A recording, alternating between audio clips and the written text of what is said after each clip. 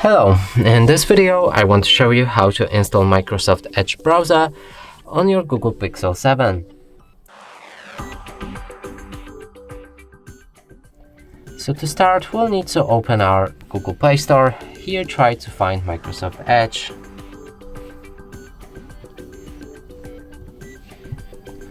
Now select this app and install it.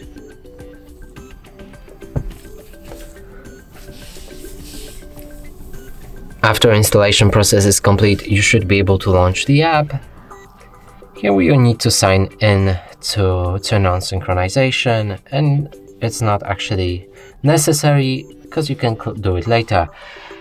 Accept or not for data sharing preferences and click on confirm. Lastly, set Microsoft Edge as a default browser, but it's also optional. Here you can already start browsing, so let's open any website, and as you can see it works fine.